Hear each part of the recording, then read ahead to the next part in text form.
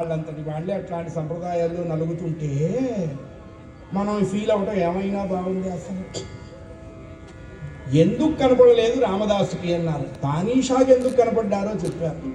తానీషా పూర్వజన్మలో తుమ్మి పూలతో పరమేశ్వరుని పూజించాడు.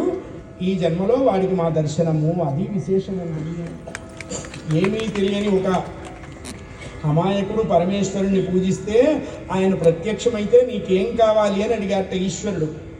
నిన్ను విడచి ఉండలేను కన్న తండ్రి వగుట చేత ఎన్నబోకు నేరములను సముతింతు సదాశివా నిన్ను విడచి ఉండలేను.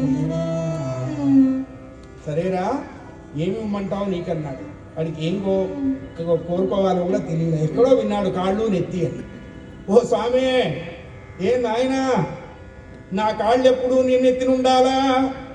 అమ్మవారు నవ్విందబ్బా మీకున్న సెక్టర్ ఉందే, లోకంలో ఎవరికీ ఉండదండి ఇంత మంచి సర్కిల్. వాడెవడో చేయి పెడతా అన్నాడు, ఇంకెవడో కళ్ళు పెడతా అన్నాడు, ఇంకోడు మాంసం పెడతా అన్నాడు, వీడు వాడికంటే గొప్పవాడు కాళ్ళే పెడతానన్నాడు. ఇట్లాంటి బ్యాచ్ని వేసుకొని కైలాసం వచ్చారంటే బాగుండదు. చస్తున్నా నా కైలాసాన్ని క్లీనింగ్ ప్రాసెస్లో తట్టుకోలేక ఎన్నిసార్లు నేను మైలపడాలి, ఎన్నిసార్లు మడి కట్టుకోవాలి, మడిబట్టలు ఆన్సర్ అవ్వట్లేదు అని ఆవిడ విసుక్కుంటుంది.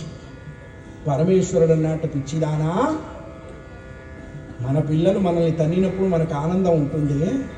వాడి నిర్మల భక్తికి నేను వశమైపోయినాను. అలాగే నాయనా ఈ మాట కాదన్ను, ఇంత భక్తితో నన్ను ఆశ్రయించావు కాబట్టి వచ్చే జన్మలో నువ్వు తుమ్మి చెట్టు వైపు పుడతావు.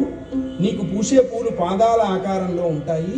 పాదం ఆకారంలో ఉన్నటువంటి ఆ పూలు ఎవడు నా నెత్తిన పెడతాడో వాడికి ఉత్తర జన్మలో రామదర్శనం చేయిస్తాను అని పరమేశ్వరుడు పార్ట్నర్షిప్ డీల్